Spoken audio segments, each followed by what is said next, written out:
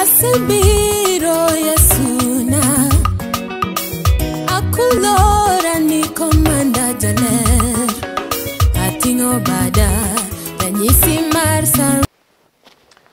Hallelujah.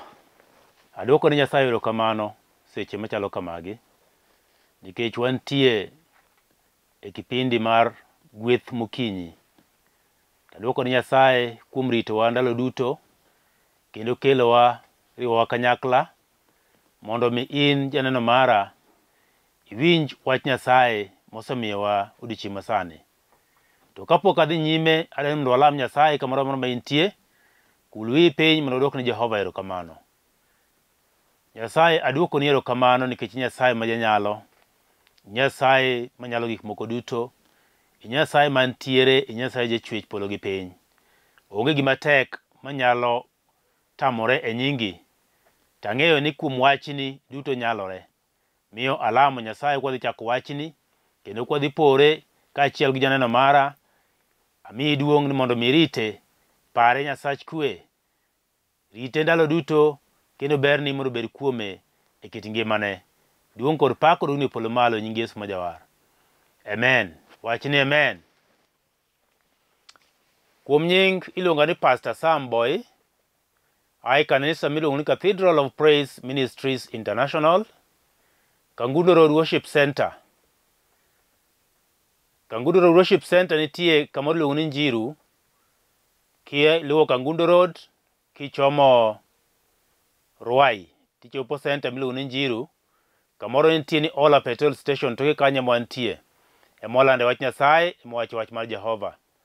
Kuom mano arwaki Jumapil ka Jumapil e chokruok marwa mar odira. Ka intie kod thuolo tinyalo biro wachokre e nyim Nyasaye. Adwa ni mondo wadhi kachiel e wach Nyasaye seche machalo kamagi. Tadwa ni mondo adhi asom kodi buk mar Ruodhi mokwongo 17. Achiel kanyo wacho kama: Kendo Elija ja-Tishbe ma jadak Gilead noluwo ni Ahab niya, kaka Jehova Nyasach Israel entie, en machungo nyime, kata tho mamoko e lum, kata koth ok nobedi e hignigi. To mana kuom wachna. Kuom wach madhi wuoye en wach, wi wach madhi wuoye en ni wach. Gima dhi wuoye en wach. To kaka wasome buk mar Ruodhi mokwongo 17, Muma wacho ni Nyasaye nowuoyo kod Elija. To ore kuom ruoth miluongo ni Ahab. To dhi okone ni an Nyasaye mantie. To tho kata koth ok bibedo e piny kuom higni 3.5. Mak mana kuom wachna. Muma wuoyo kuom wach Nyasaye ni gimoa e dhoge mowacho gino nitie kod teko. Gimoa e dhoge mowacho gino timore. Gimoa e dhoge mowacho en gima kelo konyruok. Gimoa e dhoge mowacho nyalo konyo ng'ato nikech onyalo bedo kata singo mane Nyasaye osingo ne ng'ato. Nyasaye tiyo kod ji. To Nyasaye bende nyalo tiyo kata kende. To kae wawuoyo kuom ng'at moro mane Nyasaye tiyogo mane janabi. Mama wacho ni Nyasaye noore modhi wacho ne ruoth ni mak mana kuom wachna.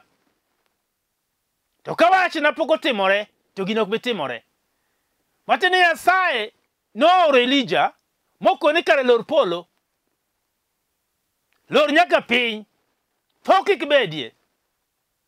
Koth bende kik chue. Higni 3.5. To mak mana nyaka awuo makoni ni dhi tim kaka wacho. Miyo Muma wacho maber ni kuom wach Nyasaye oro nobedo e piny kuom higni 3.5. Nitie gik manyalo timore kit ngima ng'ato nikech wach nitie kod teko. Mowacho buk mar chakruok ni kar chakruok wach ni nitie. Mowacho buk mar chakruok ni Nyasaye e kar chakruok. Nyasaye nochweyo polo kod piny. To mowacho ni kisomo maber wach mani Nyasaye ne wacho mani gima kama obedie to betie. Gima kama otimre to timore. Mana kaka wach ne nowacho. Miye kit ngima dhano nitie gik moko ma ok chun nyaka ng'ato ng'angrego ni godo gi teko ni wuon kata gi pachi oyo. Nitie gik moko ma wach kende oromo.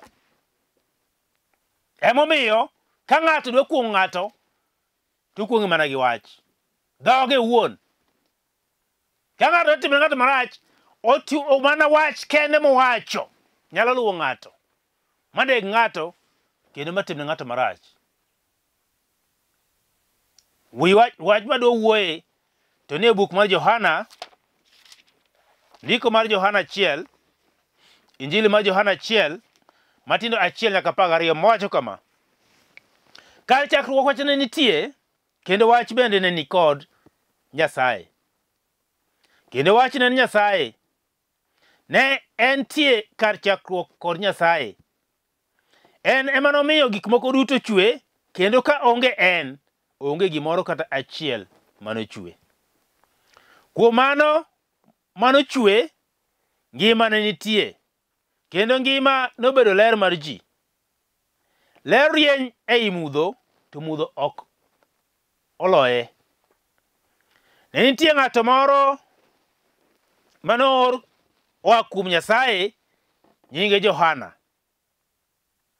Jali nobiro doko janeno mondo obed janeno mar ler, mondo ji duto oyie nikech en. En ne ok en ler, to nobiro mondo odok janeno kuom ler.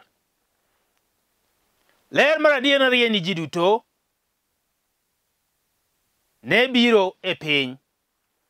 Ne en e piny, kendo piny nochwe kuome, to piny ne ok ong'eye. Nobiro ir gige, to joge ne ok orwake. Moma wuoyo kawacho ni kar chakruok ne nitie wach, to wach nodoko Nyasaye. Ere kaka wach nyalo bedo Nyasaye? Nikech wasefwenyo e buk mar chakruok ni en e chakruok mar gimoro amora. Nyasaye manochako gimoro amora, to en manochweyo gimoro amora. Kuom wach piny nobedo. Kuom wach nochwe nyaka chieng'. Kuom wach nochwe nyaka le. Kuom wach nochwe nyaka yien. Kuom wach noloso nembe. Kuom wach nochwe nyaka dhano. To kone dhano namiyi teko kuom gimoro amora mantie pinyni. Nomiye nade? Nomiye kuom wach manowachone. To kone dhano ni kare koro medre ure pinyni. Notimo nang'o? Nomiye ne gimedre kuom wach ma Nyasaye omiyogi. Miyo kuom gimoro amora mantie piny kae obiro nikech wach. Ka ng'ato dwaro tich, to chako mana gi wuoyo, to wacho, to dhi e interview to yudo tich. Ka ng'ato dhi e skul, odhi e skul mondo mi osom tipuonje gi wach. Giwinjore. Ka ng'ato dwa kendo, to yudo nyar wegi, to wuoyogo wach kende, miyo gibedo achiel. Koro bende en ng'ama nade madwaro go siasa. Wach kende miyo wuoyo kod ji, to ji yie kode to yiere, miye tich. Miyo kuom wach gik moko duto nyalo timore. Onge gima tek mok nyalo timore kuom wach. Gimoro amora e piny kama olos kuom wach, nikech tije 2, 3 moko mantie kod parono, to gibedo piny ma giwacho ni koro wadwa timo gima kama kama, wadwa loso gari miluongo ni kama kama, to giloso mobedi nikech kuom wach. To mowacho ni kar chakruok wach ne nitie. Wach ne nitie, to wach ne nolokre dhano, nikech wach ne nitie kod wach gi dhano. En wach mane biro ne dhano. En wach mane onego bed kuom dhano. En wach mane kelo dhano kwe. En wach mane kelo dhano ngima. To koonge, to kwe onge. Koonge, to ngima onge. Koonge, to ber onge. Koonge, to konyruok onge. Nikech en wach. Ok gin weche. Nitie weche kod wach. Apenji en mara, ni to wach ma in go en wach mane? An wach mabiro kawuono en wach mar Nyasaye. Wach mosendiki, kendo wach moselandi, kendo wach mpod ilando nyaka kawuono tibiro lande nyaka Yesu Kristo duogi. En wach. Nikech wach chwecho. Wach gwedho. Wach kelo ngima. Kiso matinda ng'wen wacho ni wach kuom wach. Kuom wach. Kuom wach gik moko nero ngima. Miyo kuom wachno kwawuoye to gimoro amora dhi bedo masawa. Obed ni en tuo, idhi loso gi daktari e osiptal tikone ni atuo an kama. To obiro ng'eyo gimonego timni nikech isewuoyo kode kendo isepimone. Kidwaro kata lemo tidhi kuom ng'ama nyalo lemo tikone an tado lemna nikech en kama. Isewuoyo kode miseyangone gima idwaro. To en bende dho kawo wachni cha tokete nyim Nyasaye to lemoni nikech gimi wachone. Gimoro amora midwani tim, kata kidwa dhi wuodhi kamoro tichako gi wuoyo. To kamoro midhiye tiwuoyo, kamoro midhiye tiwuoyo, kelo dongruok to kelo konyruok kit ngimani. Gima osebedo ka timore sani en ni wasejwang'o wach makelo nyaka ngima. Wasejwang'o nyaka wach makelo nyaka kwe. Nikech momacho nobiro kuom gigene. To jogene ne ok ong'eye, ne ok gifwenye ni en obiro ne gin. To mowacho ni kuom jok mane oyie kuome nomiyogi teko mar bedo nyithind Nyasaye. Matiende kare kiseyie kuome tiyudo ngima mochwere manyaka chieng', tiyudo teko mar bedo nyathi Nyasaye. Matiende kare kapok oyie kuome to onge kod teko mar bedo nyathi Nyasaye. Kare nitie oganda mang'eny mawuotho, kare nitie oganda mang'eny mangima to ok gin nyithi Nyasaye. Nikech ang'o? Nikech pok omigi tekono kuom yie. To kiseyie kuome ni kare nobiro adieri nikech an, obiro adieri nikech in, to konyruok dhi wuok kuome. Nikech odhi mi nyaka teko mar bedo nyathi Nyasaye. To domiyi teko nade kapok iyie? To domiyi teko nade to pok iwinjo wachne? To domiyi teko nade pok ing'eyo, to pok iyange, to pok ifwenye? Domiyi teko nade? Emomiyo ineno wanyalo wuotho kamoro amora kawan e mudho, to momo wacho ni wachne nolokore ler mogolo mudho. Matiende nitie sama wawuotho e mudho nikech pok wafwenyo ni nitie ler manosebiro mondo wakaw ler wuothgo. Ni to mudho ne opong'o piny, to ler nobiro motieko mudho, nikech mudho ok nyal ingo ler. Pani kanyo winjo maber. Wach nokelo ler, to ler nobiro mondo otiek mudho. Matiende kare nitie mudho moro makedo kod ler. To mudho makedo kod ler ni nitie kaka inyalo tieke, kendo nitie kaka onyalo rumo. Onyalo rumo nang'o? Onyalo rumo mana ka wakawo wach mar Nyasaye mwabedogo maber. Kendo mwaluwo gima wachore, gimidwaro mondo watim, gimidwaro mondo waluwo kaka dwarore. To mama wacho ni ler biro donjo e kit ngimawa, to mudho mantie biro wuok. Nikech mudho kod ler ok winjre. Mane kaka mama wacho. Nikech wach nitie kod neno. Inyalo bedo ni nitie kod chandruok moro e kit ngimani, to sama wach odonjoni maber, ma ng'ato pimoni wach maber, ma ng'ato keloni moluwone gi tiende, biwinjo kaka chal miyiego, tibiro bedo janeno. Nikech sama mowacho ni osemiyi teko, matieni koro inyalo bedo janeno mar pimo gik matimore mawach osekelo e kit ngimani, gima oseloko e kit ngimani. Duong' mondo odog ne Jawar e polo malo. Miyo lerno mano birono obiro ne ng'ata ng'ata, to mana ng'ama oyie ni en e mudho. Nikech ji mang'eny nyalo dak e mudho to pok ging'eyo ni lerno osebiro negi. To mana koyie mofwenyo kama entie, maluwore ne odakieno, ong'e ni kara dak e mudho, eka ler nyalo konye. Teko nyalo kawo gima inyise mokaw moting' momak gi lwete, mokete kit ngimane, mowacho ni kare duto nyalore.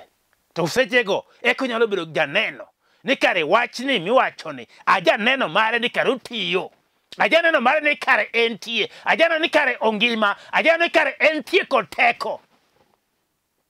Nikech konge kod teko, tapenji ni konge kod teko, to ere kaka onyalo tieko mudho konge kod teko? Matiende entie kod teko. To mudho kare en ang'o? Mudho en dak ma dhano dak timo godo timbe ma Nyasaye ok dwar. Mane dak e mudho. To sama dhano osefwenyo ni kare gik matimogi ok gin gik mowinjore.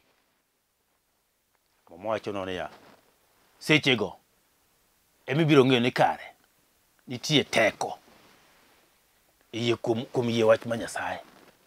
Nikech seche miseweyo weche mag mudho ka, mwacho ni koro omiyi teko mar bedo nyathi Nyasaye. Tadwa penji kawuono to in nyathi Nyasaye. Ok nyathi Nyasaye gi yo mane? Kech weche mag mudho to nitie. Kaka ji wuotho e mudho nitie. Kaka ji buto e mudho nitie. Kaka ji kuto e mudho nitie. Gimoro ma ji timo e mudho nitie kendo ji ong'eyo. To gima ng'ato timo e ler be nitie. Nikech ng'ama nie wuotho e ler en ng'at ma wiye ok nyal kuot gi gimotimo. Ng'ama wuotho e ler en ng'ama mor gi gimotimo. Ng'ama wuotho e ler en ng'ama wuotho kama ng'ato ang'ata nyalo nene. Kendo gimotimo ng'ato ang'ata neno. To ng'ama nie mudho en ng'ama pondo. Matiende kare gimotimo ken gima long'o kata gima owinjore nyim Nyasaye Jehova. Omiyo koro ode pondo mondo be kik ong'e ni to kare ang'o motimo. Nikech odak ei mudho. To mudho kidake ting'e ni intie e dala twech. Nikech nitie twech manyalo tweyi ka in e mudho.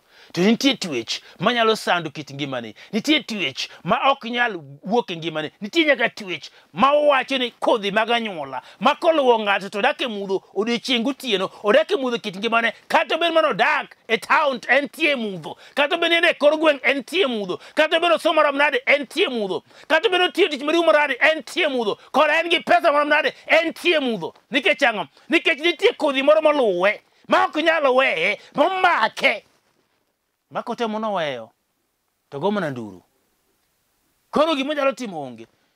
Nikech pache pok oyare maler, nitie kama koyruok manyalo bede.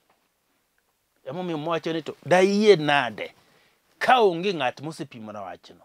To dopim nade ka ok ore. Nitie ng'ato manyaka kuong or mondi gi wach Nyasaye to biro go iri. Sama biro go iri obiro yalo ni wachno. To koseyalo ni wachno to mowacho ni ibiro winjo wach mowacho nino. Tibiro yie gi chunyi ma iye. Wach Nyasaye mowacho nino. To sama iye gono mi yie kuome. Miwacho gi dhogi ma iye ni Yesu en Ruoth. Mowacho maber ni sechego. Timbe mag mudho kaachiel kod kido mag mudho. Kada timbe mag ringruok biro kuome maweyi tibiro chako wuotho e ler ma Nyasaye.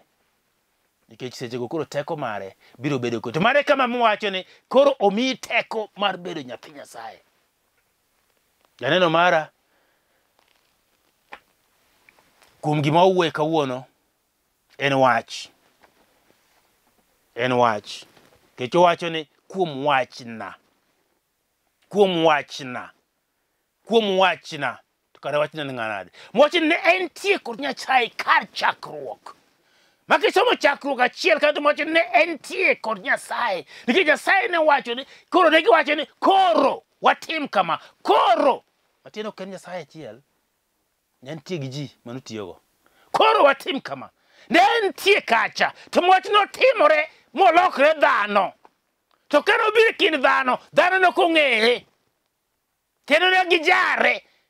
Kendo ne gifwenye.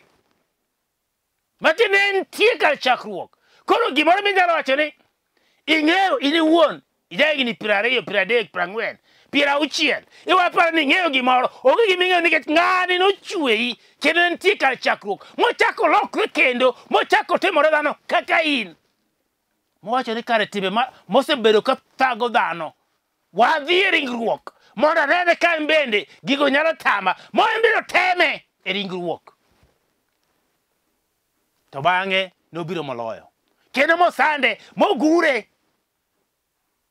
Ochuo nyaka kedene gi tonge. To bang'e nobiro moloyo. Koro omiyo in bende inyalo loyo ka intie kuome. Mana ka intie kuome. Kendo en mana ka intie kuome. Ok ionge oko mar kuome. Mana ka intie kuome iyie ne adieri onyalo. Tikawo chunyi ma iye tiketo kuome. To miyo warruok.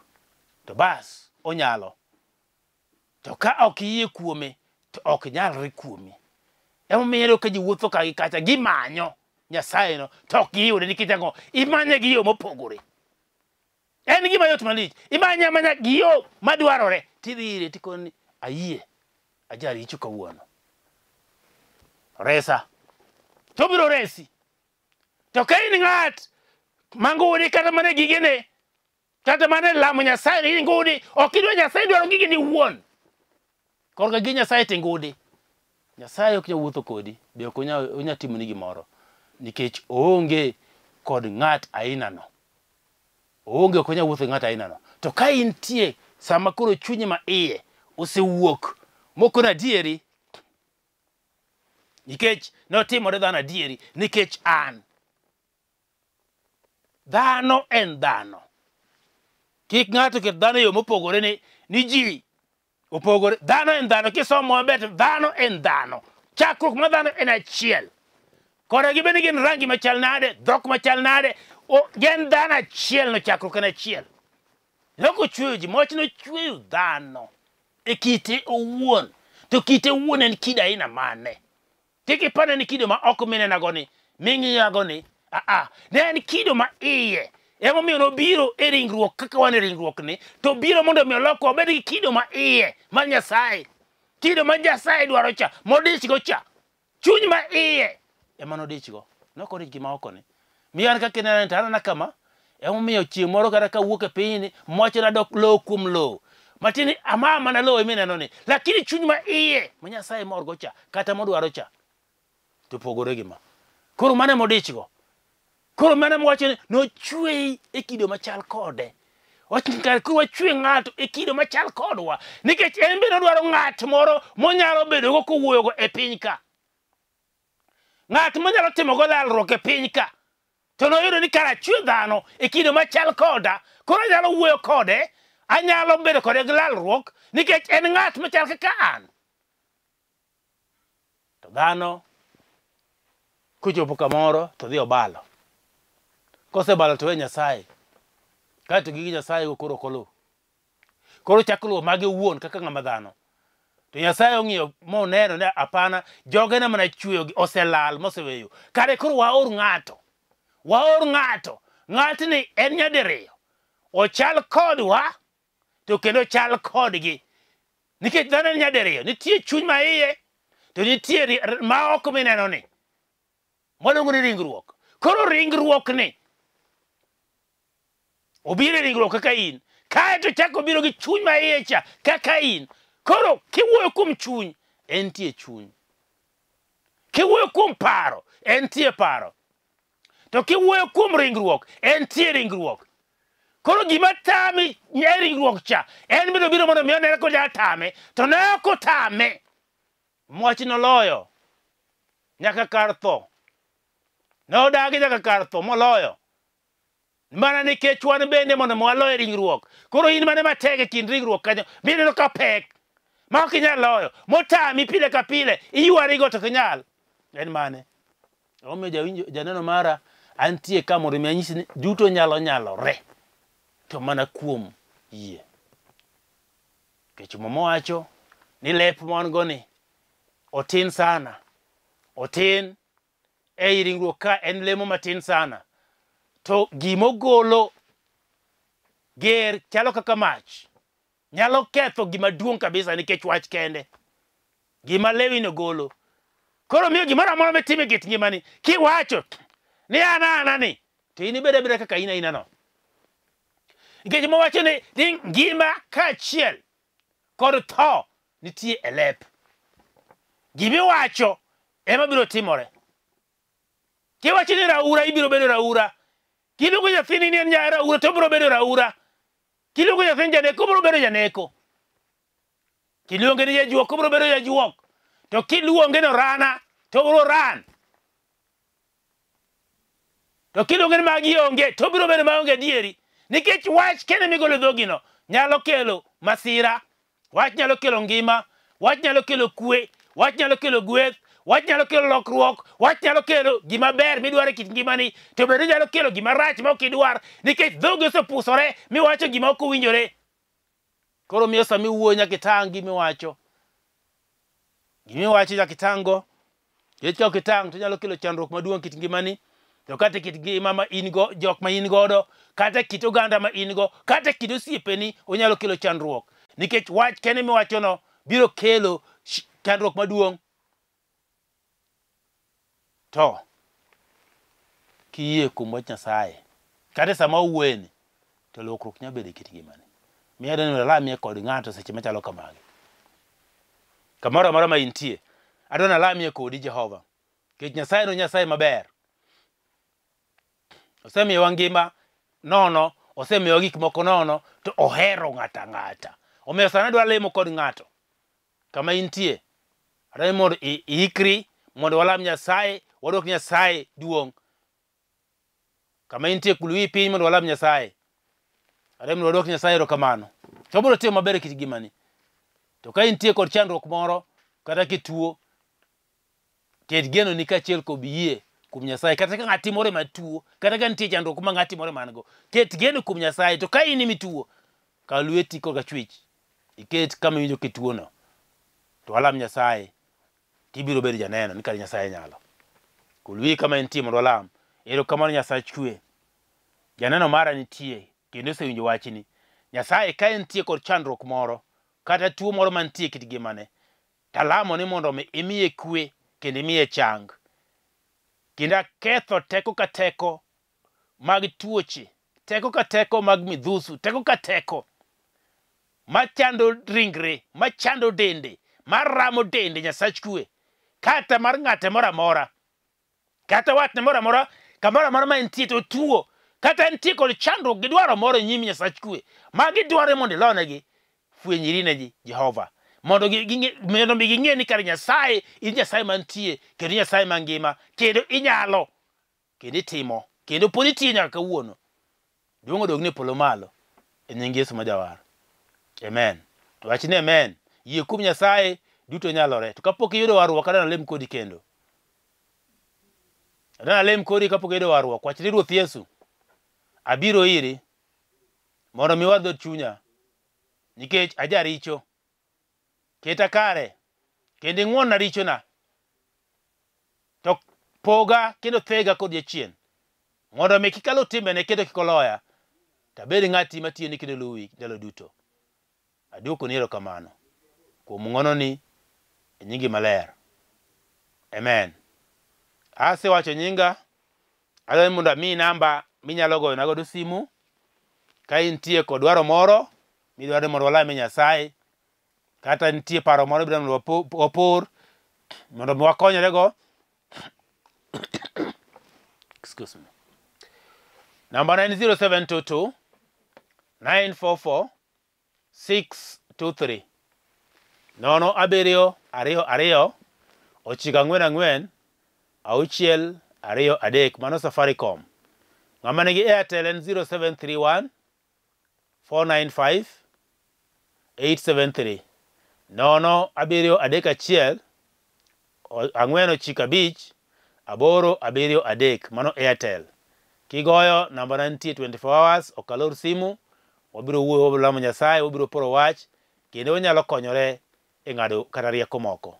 Duong' kod pak odog Nyasaye polo malo. Nyasaye ogwedhu, kaachiel kod Lulu TV be Nyasaye ogwedhi, kaachiel kod jotich duto te. Alamo Nyasaye mondo med gwedhou kendo ritu. Ng'wono, shalom. Amen. Asebiro Yesuna, akulora ni komanda jale.